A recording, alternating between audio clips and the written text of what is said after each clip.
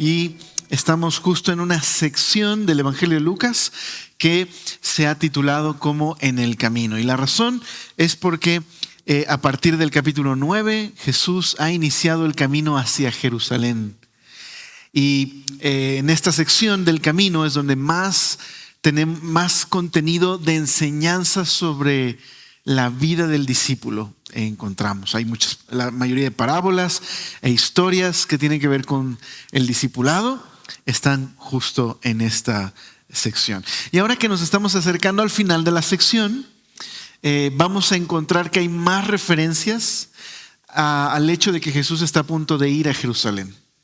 De hecho, hoy terminando la enseñanza, no vamos a ver estos últimos versos, nos vamos a quedar en el verso 30, pero los voy a leer nada más, el 31 al 34 me parece, y ahí tenemos la mención de que Jesús va hacia Jerusalén. Entonces, entre más se acerca Jesús a Jerusalén en estos capítulos, más se menciona que va a ese rumbo. Pero ahora que estamos en el capítulo 18, la semana pasada vimos a Jesús hablarnos acerca del reino de Dios. No olvidemos que el reino de Dios en realidad es el tema de la enseñanza, el ministerio y la vida del Señor Jesús. El reino de Dios. Cuando consideramos los 4 evangelios, los sinópticos y el evangelio de Juan juntos, en general, el tema principal de Jesús es la llegada del reino de Dios por medio de Cristo. Ese es el tema. Así comenzó Jesús su ministerio, ¿verdad? Predicando tanto en Marcos como en Mateo como en Lucas. Se nos dice que Jesús inicia su ministerio anunciando, predicando las buenas noticias del reinado de Dios y la necesidad de arrepentirse y ponerse bajo su reino. Pero Lucas, de una manera muy especial, tenemos ese anuncio del reinado de Dios en Lucas capítulo 4, en la sinagoga de Nazaret, cuando Jesús visita la sinagoga y como era la costumbre, le pedían siempre a alguien que leyera alguna porción de las Escrituras, le piden que lea la porción de ese día. Se leía una porción de la ley y una porción de los profetas y le tocó leer Isaías 61. Donde dice que el Mesías es aquel a quien Dios ungió con su espíritu para dar buenas nuevas de salvación, de rescate a los rotos de corazón, a los quebrantados, a los prisioneros. Y después de leer esa cita en Isaías 61, que tiene que ver precisamente con la llegada del reino de Dios, que va a traer libertad, perdón de pecados, transformación, Jesús dice: delante de ustedes se ha cumplido esta escritura. Entonces, desde el comienzo de su ministerio, Jesús ha dicho que Él ha venido a traer el reino de Dios por medio de sus enseñanzas, de sus milagros, de sus palabras, de sus obras. Jesús ha estado llevando a cabo el reino de Dios. Pero entonces, la semana pasada decíamos que Jesús explica más acerca de este reino porque los fariseos, ¿quiénes son los fariseos? ¿Recuerdas? Son uno de los partidos del judaísmo más estrictos, que su esperanza estaba en obedecer al pie de la letra la ley de Dios. Para ellos, la obediencia a Dios y la obediencia a la ley era lo más importante, y por eso centraban su esperanza en interpretar el Antiguo Testamento, en estudiarlo, en aplicarlo. Pero para el tiempo de Jesús, lamentablemente los fariseos habían pasado de ser un movimiento de devoción a Dios y a su palabra, a en realidad más una religiosidad externa, el quedar bien en apariencia sin realmente una transformación del corazón. ¿Okay? Esos eran los fariseos. Entonces los fariseos vienen a Jesús burlándose. Le dicen: pues ¿dónde está el reino de Dios? A ellos Jesús les responde: el reino de Dios no vas a tener que preguntar ¿dónde está? ¿Está por allá? ¿O está allá? Jesús dice: el reino de Dios está enfrente de ustedes. Entonces a los fariseos Jesús les dice: el reino de Dios está en este momento aquí. ¿Está obrando a través de quién? Pues de Jesús. El reino de Dios llegó por medio de Jesús. La tristeza es que los fariseos, con todo y ser expertos en la Biblia, no podían ver que Dios estaba obrando por medio de Jesús. Así que ellos estaban buscando de manera equivocada el reino de Dios y por eso, aunque tenían a Jesús y el reino, se perdieron de él. Pero los discípulos también estaban buscando algo equivocado. Los discípulos que le preguntan, Jesús, ¿cómo se va a manifestar el reino? Y a ellos Jesús les responde algo diferente. A ellos Jesús les dice, ten cuidado cuando te digan el reino de Dios está por aquí o está por allá, no hagas caso, no ha llegado ese reino. Se manifestará un día en el futuro. Entonces, ¿cómo puede Jesús por un lado decirle a los fariseos, aquí está el reino, y por otro lado decirle a sus discípulos, el reino no ha llegado? Verás, Jesús estaba inaugurando el reino de Dios, pero no su manifestación plena. Entonces los fariseos se pierden del reino porque no están viendo que Dios está obrando por medio de Jesús. Y los discípulos se emocionan y tienen expectativas equivocadas cuando escuchan que el reino ha llegado por medio de Jesús, porque su concepción del reino es un reino económico, político, en el que Jesús va a establecer a Israel como la nación más importante de todas. Y a ellos Jesús les dice, no, primero, el Hijo del Hombre, es decir, el Mesías, tiene que ir a la cruz y sufrir. No ha llegado a la manifestación plena del reino. Pero cuando se manifieste, dice Jesús, plenamente el reino que se inauguró por medio de Jesús, va a ser como el relámpago que ilumina el cielo. Todos lo van a ver, nadie se lo va a perder. Y así que Jesús, veíamos la semana pasada, terminó invitando a los discípulos a perseverar en fe, en oración, como la viuda persistente con el juez injusto. ¿Recuerdas? Clamando por justicia y esperando que Dios trajera su reino. Así terminó la semana pasada con una pregunta que hace Jesús en el verso número 8. Dice el capítulo 18, verso 8. Cuando venga el Hijo del Hombre, ¿hallará fe en la tierra? Entonces, estos discípulos que estaban demasiado emocionados que había llegado el momento del reino y que Jesús tiene que decirles, tranquilos. Sí, el reino de Dios ha llegado por medio de mí, pero no su manifestación plena. Tendrán que esperar. Y mientras esperan, oren. Oren y clamen por justicia y manténganse fieles y obedientes a Dios. Porque más que preguntarme cómo se manifestará el reino, deberían preguntarse, cuando regrese el Hijo del Hombre, ¿los encontrará fieles y obedientes y confiando en Dios? Esa es la pregunta que termina ahí, ¿verdad? La porción de la semana pasada. Ahora, ¿por qué hago este recuento? Porque en realidad lo que vamos a leer ahora está completamente conectado al reino de Dios. Lo que va a hacer Jesús ahora a través de 3 escenas es contestar a la pregunta: ¿quiénes van a participar? ¿Quiénes van a entrar en el reino de Dios? Los fariseos preguntaron, ¿dónde está el reino? Burlonamente. Jesús dice, aquí está frente a ustedes. Pero están tan ciegos por su religiosidad que no pueden ver que aquí está el reino por medio de Jesús. A los discípulos que le preguntaron, ¿y cómo se va a manifestar? Tuvo que limitar sus expectativas y decirles, tranquilos, aquí está el reino, pero no como ustedes se lo imaginan. Tendrán que esperar con fe. Ahora Jesús contesta la pregunta, ¿quiénes van a entrar en el reino? Por eso vamos a dividir la porción de hoy del verso 9 al 30.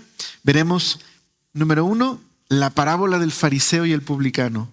Número 2, recibiendo a los niños es recibir el reino. Y número 3, la historia del joven rico. Y a través de estas 3 historias veremos quiénes van a entrar en el reino, ¿verdad? Estaban preguntando a los fariseos, ¿dónde está el reino? Jesús más bien les pregunta, ok, ¿quieres saber dónde está el reino? Pero ¿estarás en el reino? Si supieras dónde está, ¿entrarás en el reino? Es una buena pregunta. Bueno, vamos a orar, ¿les parece? Y leemos juntos la porción y la estudiamos. Padre Celestial, gracias por esta noche que nos regalas para estudiar tu palabra, para meditar en ella. Y Señor, aquí estamos, rogándote que nos confrontes, que nos transformes, que abras nuestro entendimiento para conocerte más y aprender más acerca de tu verdad. Señor, gracias porque no nos dejaste sin dirección, sin guía, nos diste tu palabra. Te amamos, Señor, y te amamos porque tú nos amaste primero a nosotros. En el nombre de Jesús pedimos esto. Amén. Ok, vamos a la primera historia. Está en el verso número 9. Recuerda que seguimos en el mismo momento de enseñanza. Está la multitud, están los fariseos y están los discípulos. Dice, a unos que confiaban en sí mismos como justos y menospreciaban a los otros, dijo también esta parábola. 2 hombres subieron al templo a orar. Uno era fariseo, el otro publicano. El fariseo, puesto en pie, oraba consigo mismo de esta manera. Dios, te doy gracias porque no soy como los otros hombres, ladrones, injustos, adúlteros, ni aun como este publicano. Ayuno 2 veces a la semana, doy diezmos de todo lo que gano.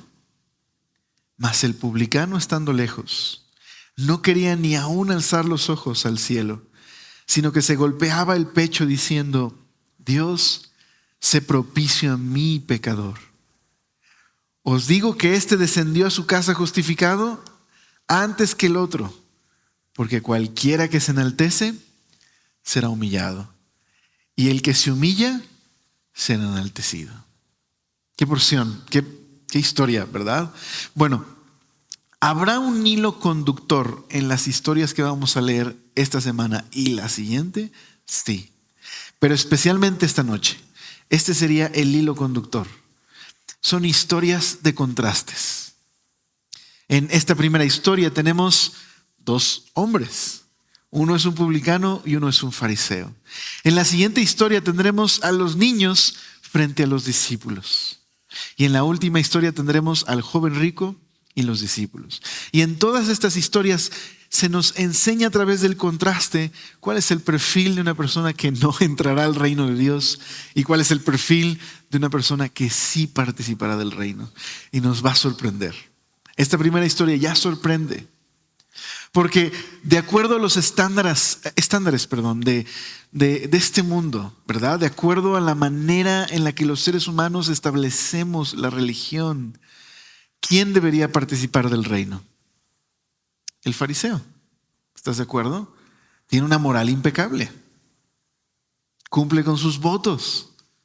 No participa de actividades inmorales como otros. Sin duda alguna, el publicano no sería el tipo de persona que participaría del reino, ¿verdad? Sin embargo, estas son las historias de contraste que hemos aprendido en Lucas. Jesús pone todo al revés. El publicano va a su casa no justificado. No es un candidato para el fariseo, perdóneme, no es un candidato para el reino. Y el publicano, despreciado y marginado, regresa a su casa perdonado, como un candidato para el reino. Esas son las historias que veremos el día de hoy, donde el reino de Dios es muy diferente a cómo nosotros establecemos quién y quién no es parte del reino de Dios. Ok, entonces, ¿a quién dirige Jesús la parábola? ¿Verdad? Es muy evidente que el verso número 9 nos da el contexto. ¿A quiénes se dirige Jesús? Bueno, están los discípulos, están los fariseos, pero se dirige a unos que confiaban en sí mismos como justos y menospreciaban a otros. ¿Okay? No, toma nota de eso porque lo mencionaremos en un ratito. Se dirige a los que se consideran justos, se autojustifican y por lo tanto menosprecian a otros. Ahora, ¿dónde es la escena? ¿Dónde ocurre esto? Esta parábola ocurre o se narra en el templo. 2 hombres suben a orar. El lugar principal de oración, donde podrías decir que es el centro de la vida religiosa de un judío en el tiempo de Jesús, es el templo. Es el lugar donde tú vas a ofrecer tus votos, es el lugar donde llevas sacrificios, es el lugar donde vas a orar. De hecho, había un día de oración importante en el templo. Ahí vas a encontrar gente buscando a Dios en el templo. Pero en esta parábola algo sorprendente ha sucedido en este lugar, que Jesús dijo que la casa de su Padre, el templo, era una casa de oración, citando Isaías. Esta casa debía ser una casa de oración para todas las naciones, pero que se ha convertido en un lugar de división entre aquellos que son considerados puros, bienvenidos, y aquellos que no lo son. Qué interesante, ¿verdad? Este lugar donde debe dar la bienvenida a los pecadores se ha convertido en un lugar de segregación, en quienes se consideran dignos y quienes no. Así que está este hombre, este fariseo, y se nos describe de cierta manera. Dice que ora de pie, pero de lejos.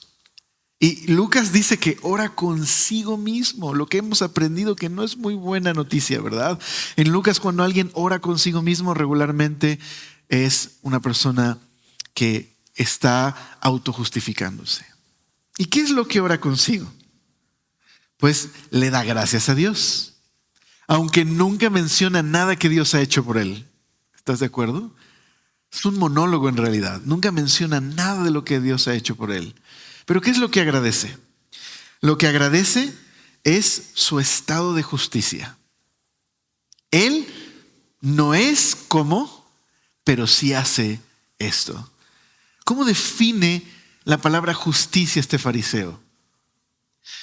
No soy un adúltero, no soy un mentiroso, no tengo mala reputación, ni soy un hombre inmoral. ¿Pero qué hago? Lo que hago excede incluso la ley. Dice que este hombre ayuna 2 veces a la semana. En la tradición de los ancianos en el tiempo de Jesús había un día de ayuno.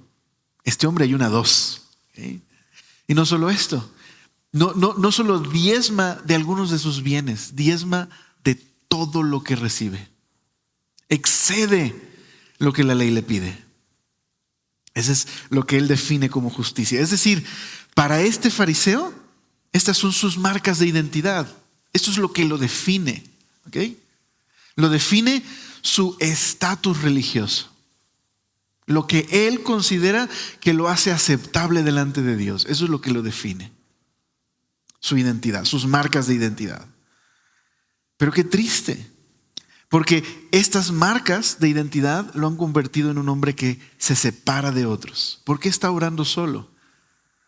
Porque su orgullo y su jactancia está en no compartir con aquellos que él considera que Dios no acepta porque son infieles.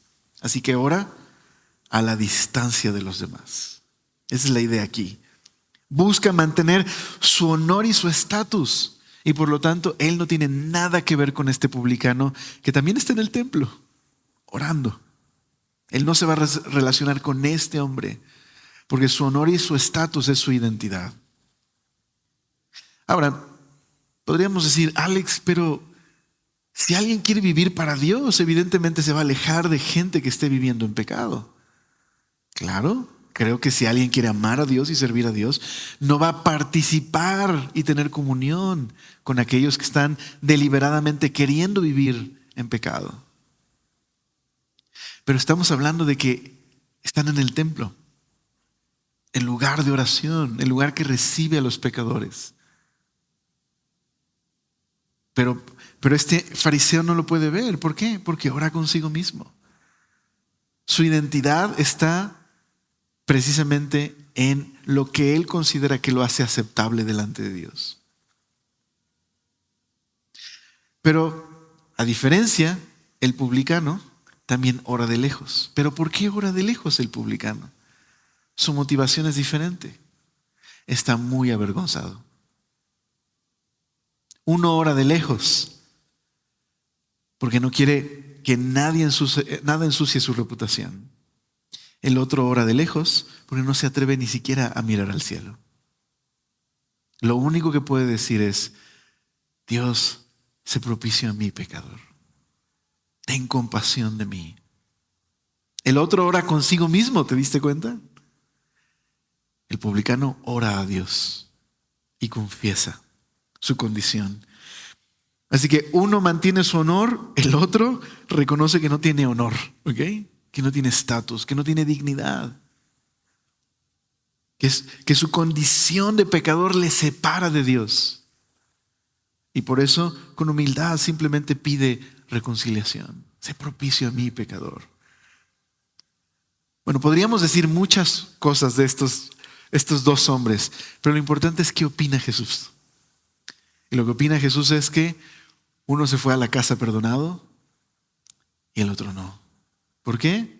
Porque como leímos en la introducción de la historia, el fariseo es aquel que se justifica a sí mismo y menosprecia a otros.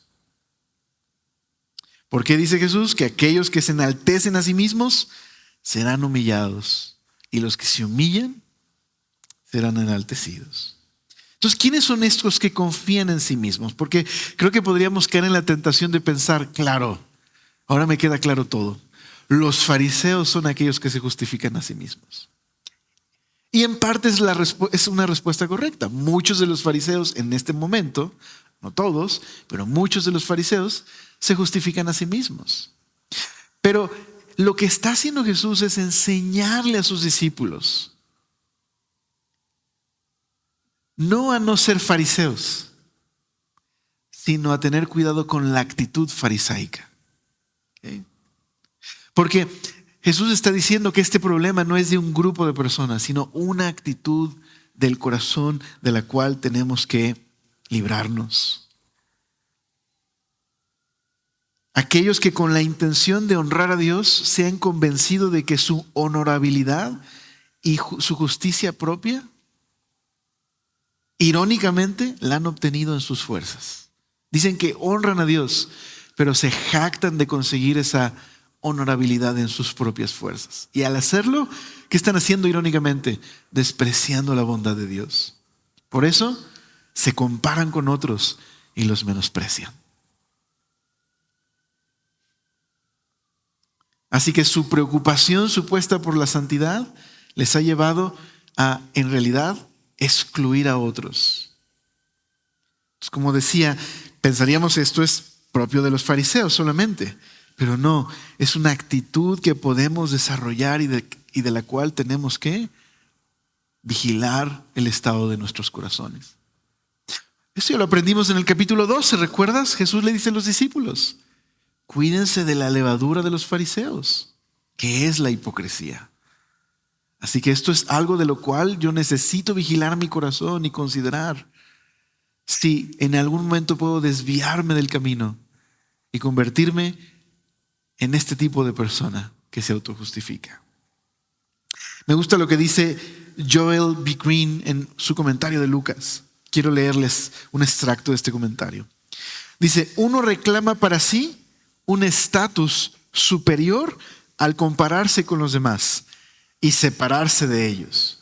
El otro no reclama ningún estatus, sino reconoce su posición de pecador que solo tiene un solo refugio y es Dios. Solo puede refugiarse en la bondad de Dios, no puede reclamar nada, no puede exigirle a Dios algo, solo puede refugiarse en su bondad. El otro, convencido de su justicia, dependiendo de sus actos de piedad. Yo hago esto, por eso Dios me recibe. El otro no pide nada, solo ruega por la bondad de Dios. Uno se va sin perdón, el otro recibe compasión y restauración. Jesús está enseñándole a los discípulos lo peligroso que es pensar que el reino de Dios es igual a nuestra propia agenda, que el reino de Dios es igual a nuestro concepto de cómo Dios debería aceptar a las personas. El reino de Dios es muy diferente. Y así, quien pensábamos superficialmente merecería entrar, es el que no entra. Y el publicano marginado, pero humilde y arrepentido y reconociendo su falta de dignidad, recibe precisamente lo que no tiene: dignidad, restauración. Ahora, con la siguiente historia todavía va a ser más sorprendente. Mira lo que sucede en el verso 15 al 17. Traían a él los niños para que los tocase, lo cual, viendo los discípulos, les reprendieron. ¿Okay? Ahí está el contraste. ¿Okay? Mas Jesús, llamándolos, dijo: dejad a los niños venir a mí y no se los impidáis, porque de los tales es el reino de Dios.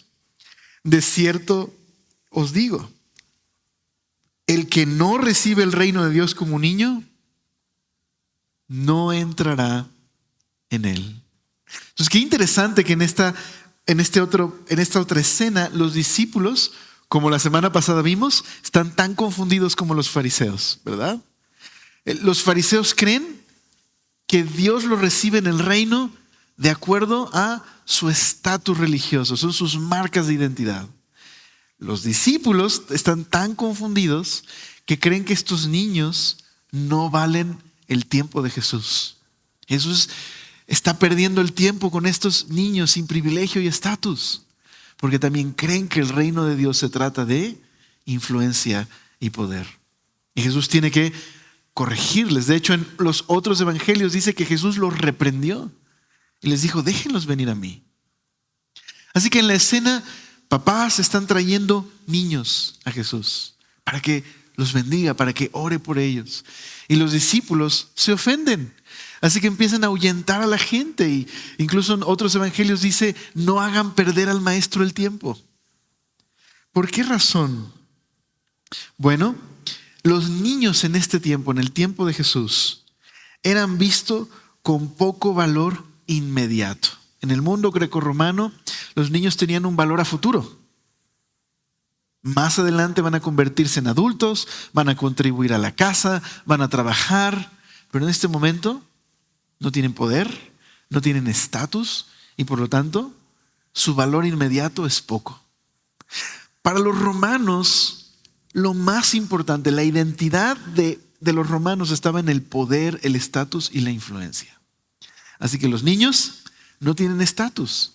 De hecho, en un hogar romano, un niño, aunque evidentemente no era un esclavo, en cierta manera su estatus era similar al de un esclavo, hasta que era un adulto.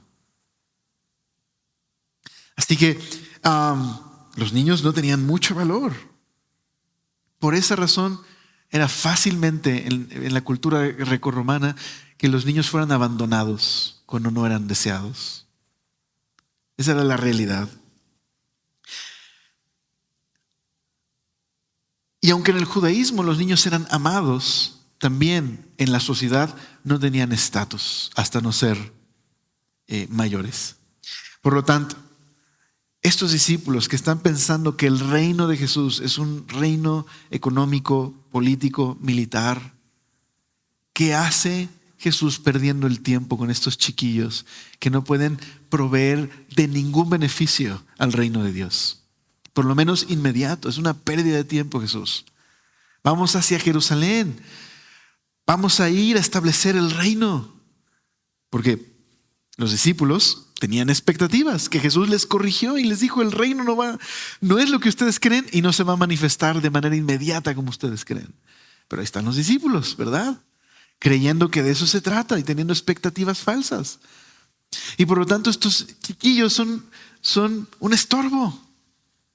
Pero Jesús los corrige y les dice: déjenlos venir a mí.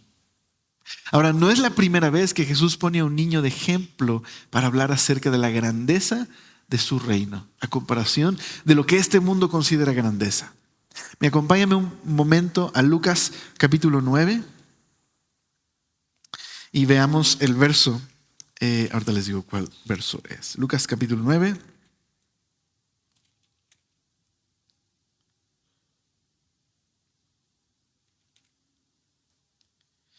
Verso número 46 dice: Entonces entraron en discusión sobre quién sería el mayor.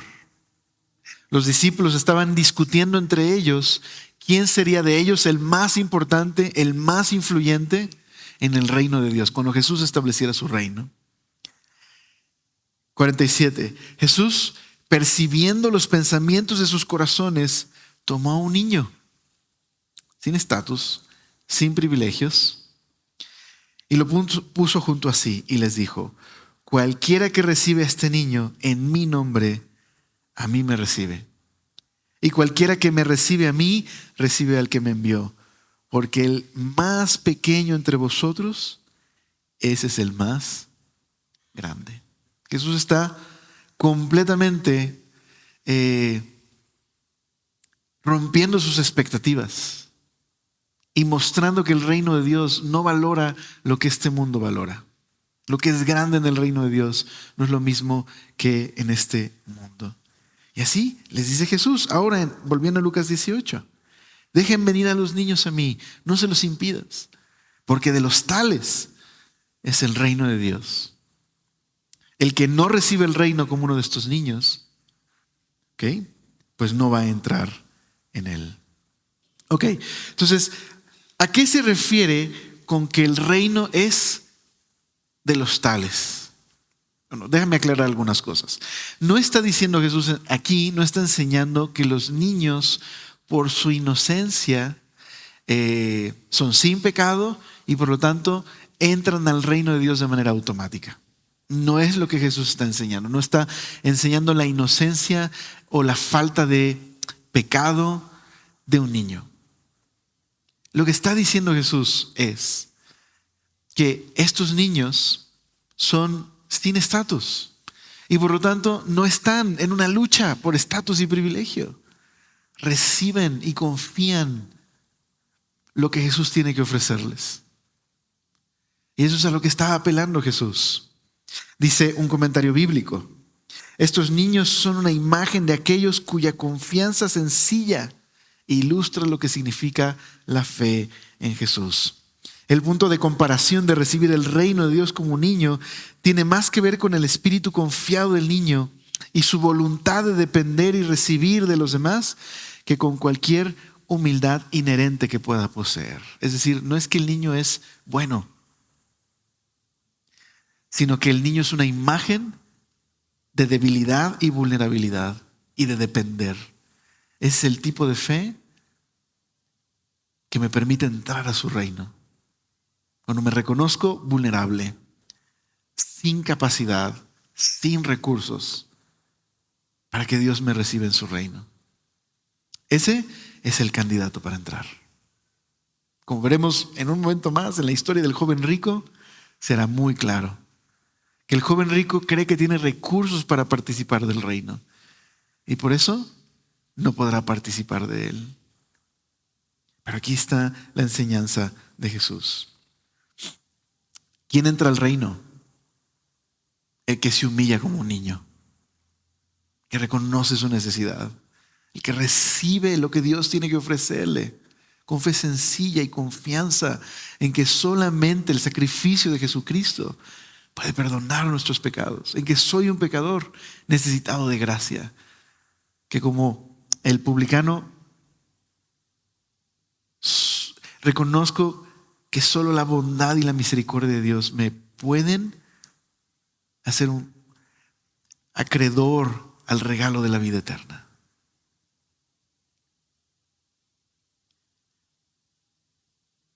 Pero algo interesante que dice otro comentario y me llamó la atención. Quizás Jesús está diciendo en el verso número 17, no solamente el que no recibe el reino de Dios como un niño no entrará en él. Algunos creen que Jesús está diciendo, el que no recibe a un niño humilde no recibe el reino de Dios. El que no le da la bienvenida a uno de estos pequeñitos no puede participar en el reino de Dios. Y eso sería muy interesante por lo siguiente. ¿Qué significaría darle la bienvenida a un niño? Recibir a un niño. Bueno, estamos en una cultura de honor y vergüenza, donde la meta de la sociedad es escalar, ¿ok? Obtener estatus y honor. En una cultura de gran hospitalidad como la cultura del Medio Oriente, cuando entraba una persona de mucho estatus a una casa, ¿cómo le das la bienvenida? Bueno, le ofreces agua para limpiarse. Limpias sus pies como una muestra de recibirle en casa, de darle la bienvenida. Le hospedas, le sirves de comer. Unges su cabeza con aceite. Si recuerdas, cuando el fariseo invita a Jesús a su casa, que es una de las cosas que dice Jesús: me recibiste en casa, pero no ungiste mi cabeza, no limpiaste mis pies, ¿verdad? Eso lo dice porque cuando va a la casa del fariseo, una mujer entra también y empieza a, con sus lágrimas, limpiar los pies de Jesús y a secarlo con sus cabellos.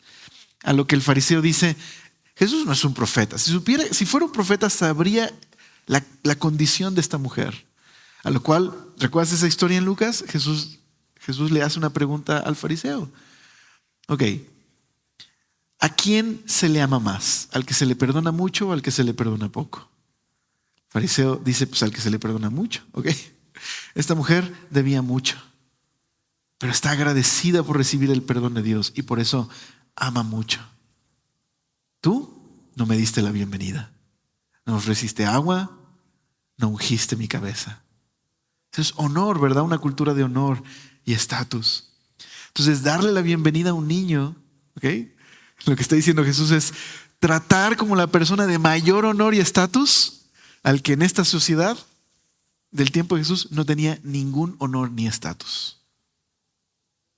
El reino de Dios es completamente al revés. En esta historia aprendemos que lo que es importante para Dios no siempre es lo que es importante para nosotros. Y a quienes nosotros consideramos sin valor, Dios considera de gran valor. En el reino de Dios, los vulnerables y los que no se pueden defender son aquellos que para Dios son sumamente valiosos. El reino de Dios es así. Entonces, recibir a un niño y darle la bienvenida es estar decidido a abandonar mi orgullo, mi arrogancia, para recibir el reino de Dios en sus términos y no en los míos. Quizás está diciendo eso Jesús. Ok, en la última escena, el joven rico, dice el verso 1. Un hombre principal, esto es un gobernante de alguna sinagoga, ¿okay? Un líder. Un principal le preguntó diciendo: Maestro bueno, ¿qué haré para heredar la vida eterna? Jesús le dijo: ¿por qué me llamas bueno? Ninguno hay bueno, sino solo Dios. Okay. Llega este líder de alguna sinagoga, lo conocemos como el joven rico. Es decir, que no solamente es una persona influyente dentro de la organización religiosa del judaísmo, sino que también tiene muchos bienes. Y llega con Jesús.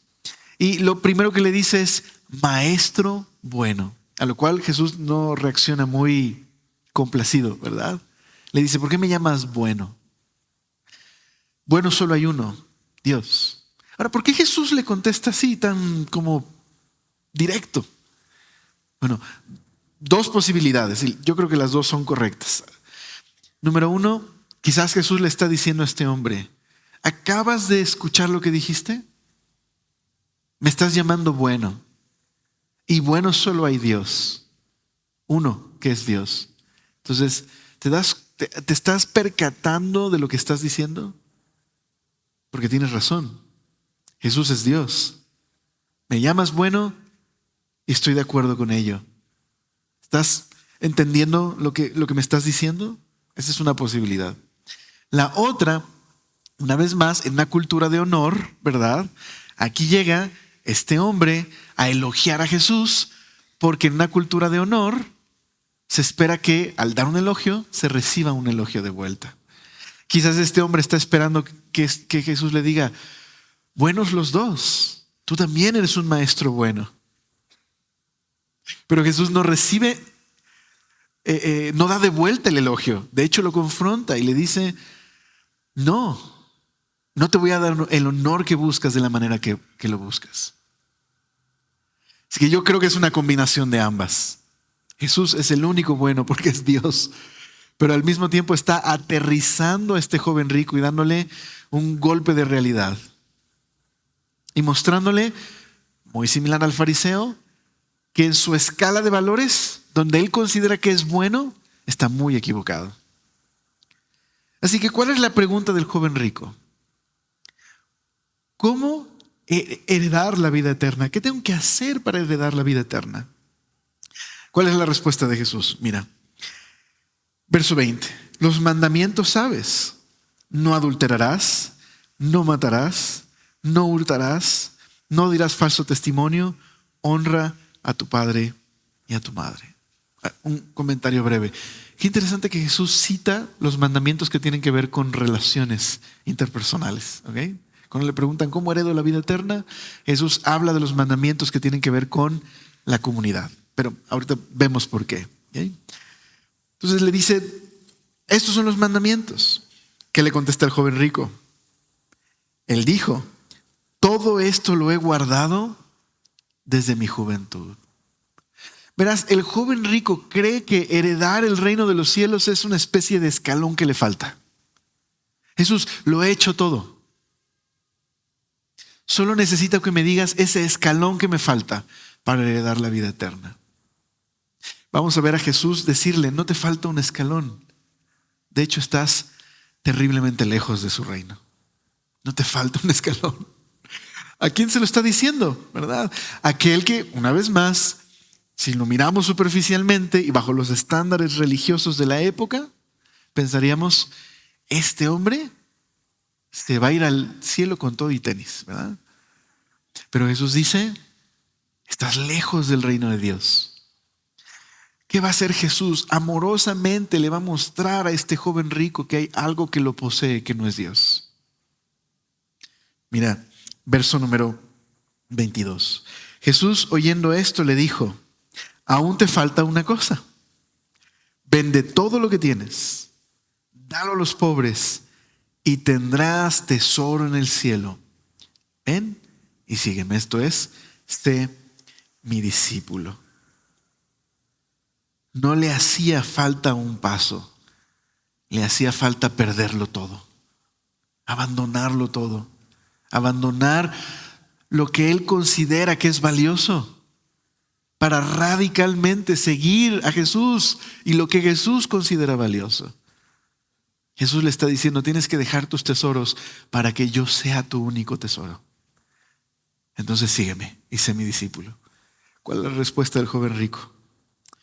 Dice, oyendo esto, se puso muy triste porque era muy rico. Es decir, Jesús pudo ir más allá de la superficie y de la apariencia y mostrarle lo que realmente gobierna su corazón. Las riquezas, las posesiones. Y es por eso que Jesús le contesta a los discípulos ahora y a la multitud que está ahí. Dice, cuán difícilmente entrará en el reino de Dios los que tienen riquezas. Porque es más fácil pasar a un camello por el ojo de una aguja que entrar un rico en el reino de Dios. Y los que oyeron esto dijeron, ¿quién pues podrá ser salvo? Ahora solo quiero aclarar una cosa. Jesús no está diciendo que ser rico es el problema que estorba a una persona de entrar en el reino de Dios. Es decir, no significa que una persona por sus posesiones inmediatamente está lejos del reino de Dios. Ese no es el problema del joven rico. El problema del joven rico es que sus posesiones lo poseen a él. Como el fariseo tiene su identidad puesta en su estatus, su búsqueda de estatus, su búsqueda de honor. Él simplemente quiere agregar a Jesús. ¿Okay? Me falta un peldaño. Y Jesús en realidad le dice, tienes que abandonar tu búsqueda de estatus y honor para que yo sea tu tesoro. ¿Qué tienes que hacer? Humillarte como un niño. ¿Se entiende? Tienes que humillarte, tienes Tienes que volverte como un niño sin estatus y sin dignidad. Tienes que ser como el publicano que se humilló diciendo, solo ten misericordia de mí y entonces sígueme. Haz pedazos todo lo que consideras tu Dios, tu estatus, y sé mi discípulo. Se retira muy triste. La interpretación del joven rico de estatus e influencia choca inmediatamente con la interpretación de Jesús. Porque, como aprendimos en Lucas, cuando vimos también la historia de Lázaro y el rico, ese capítulo hablamos acerca de cómo en este momento muchos consideraban las riquezas como una señal de la bendición de Dios. Es decir, es probable que el joven rico sea el ideal de una persona que en su época considerarías, claro, esa persona es alguien que Dios bendice, míralo. Sus riquezas, su estatus, su honor, es un regalo de Dios. Dios ha bendecido a esta persona. Pero Jesús voltea esa interpretación y muestra que en realidad este joven está lejos de su reino. Por eso es que la multitud dice, entonces, ¿quién puede ser salvo? ¿Por qué? Porque toda la multitud está buscando la bendición de Dios, honor y estatus. Jesús le responde lo siguiente: lo que es imposible para los hombres es posible para Dios. Entonces Pedro dijo, he aquí nosotros hemos dejado nuestras posesiones y te hemos seguido. Y él les dijo, de cierto os digo que no hay nadie que haya dejado casa o padre o hermanos o mujer o hijos por el reino de Dios que no haya de recibir mucho más en este tiempo y en el siglo venidero la vida eterna. Jesús le responde cómo se recibe la vida eterna. ¿Qué tienes que hacer? Dejarlo todo. Eso es lo que dice Jesús. Ahora, los discípulos, déjame decirte que están un poco desenfocados cuando dicen, Señor, nosotros sí lo dejamos todo, nos merecemos honor y estatus, ¿no? A lo cual Jesús responde, digámoslo de la siguiente manera. Jesús responde, dejarlo todo es la esencia de ser mis discípulos. Dejarlo todo. No es la primera vez que Jesús nos llama a ser sus discípulos de una manera muy radical. ¿Estás de acuerdo? Jesús ya dijo anteriormente, si alguno quiere ser mi discípulo, tiene que tomar su cruz, tiene que negarse a sí mismo todos los días y seguirme. Eso es lo que significa ser un discípulo. Entonces aquí está el contraste. El joven rico es llamado a ser un discípulo, pero ¿qué le estorba? Tiene otro tesoro y no está dispuesto a soltarlo. Por lo tanto, no puede ser discípulo. Los discípulos han abandonado todo. Han abandonado todo para hacer de Jesús su tesoro. No lo entienden todavía muy bien. Y hay ciertas ambiciones en su corazón que Jesús está tratando. Pero aquí está el ideal de que es un discípulo. ¿Quieres ser un discípulo de Jesús? Tienes que perder todo tu tesoro para que Él solamente sea tu tesoro. Como dijo Jesús, el que no me ama más a mí que a padre o a madre, o hermanos o hijos, no es digno de ser mi discípulo. Jesús pide toda nuestra lealtad, toda nuestra devoción, a menos que Él sea nuestro tesoro. No podemos seguirle y ser discípulos. Significa entonces, Alex, Jesús está diciendo que tengo que literalmente despojarme de mis posesiones porque si no Jesús no me acepta.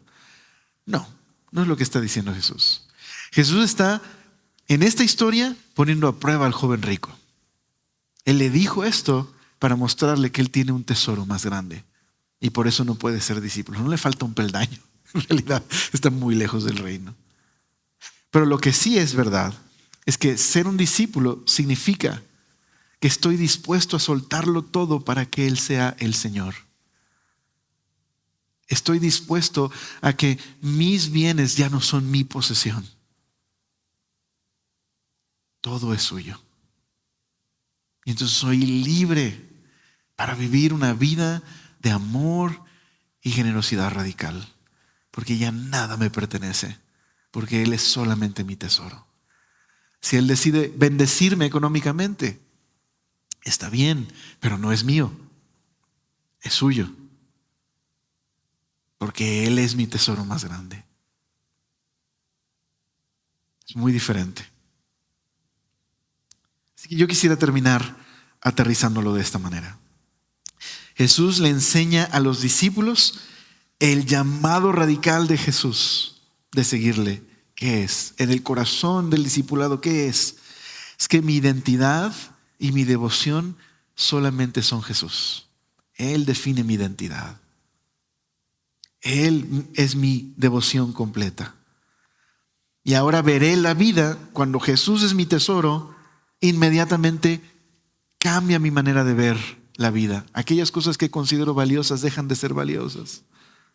Y comienzo a valorar lo que Dios valora.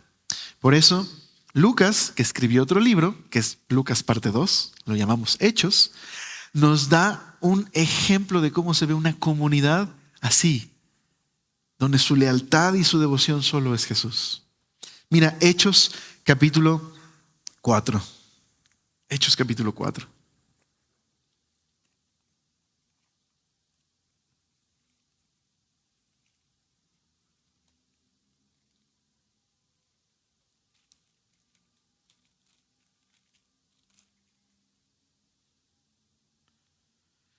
Y mira lo que dice acerca de cómo vivían los creyentes. Esto es el verso número 32. Dice, y la multitud de los que habían creído eran de un corazón y un alma, y ninguno decía ser, ¿qué dice ahí? Suyo propio, nada de lo que poseía, sino que tenían en común, cosas en común.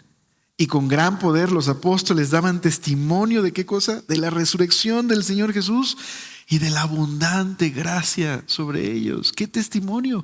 Una comunidad que es una contracultura. ¿Por qué? Porque en este mundo ese es nuestro modo de vida, supervivencia. ¿Ok? Yo a expensas de los demás, yo usando a los demás, yo poseyendo.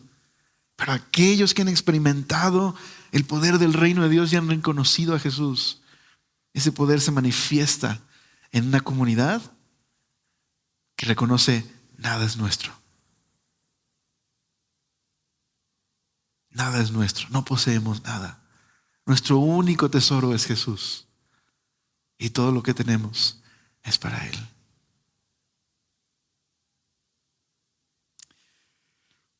Qué fuerte, ¿verdad? Porque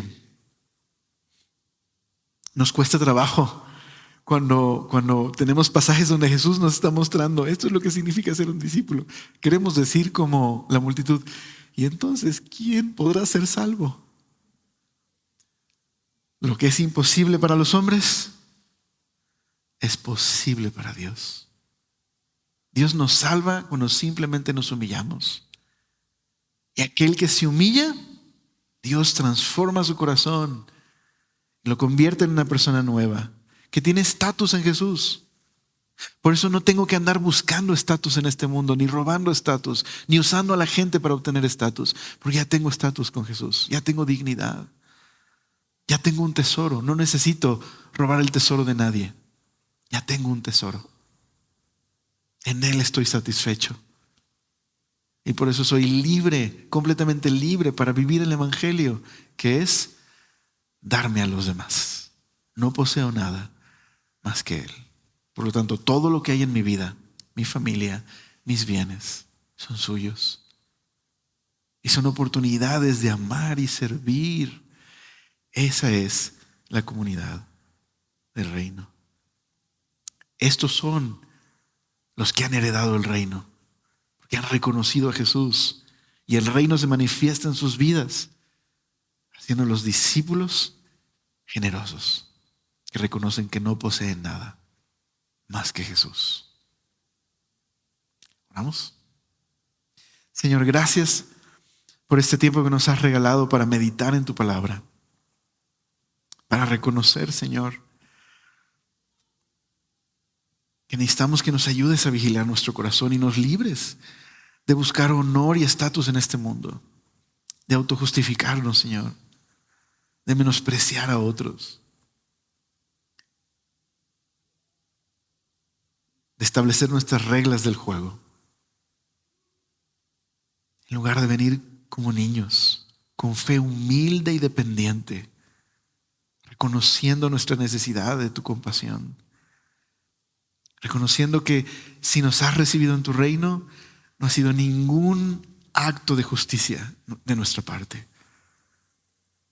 Ha sido tu gracia nada más que se ha revelado en nuestras vidas, que nos has reconciliado contigo por medio del sacrificio de nuestro Salvador Jesús.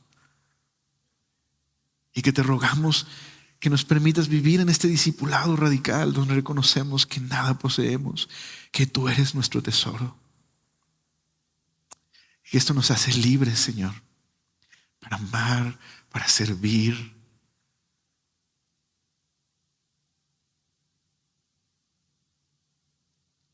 para experimentar el poder de este reino, tu reino, que un día se manifestará plenamente. Ayúdanos, Señor. Gracias porque quieres librarnos de la avaricia y la codicia, que es la característica de este mundo. Gracias por ser tan bueno. Amén.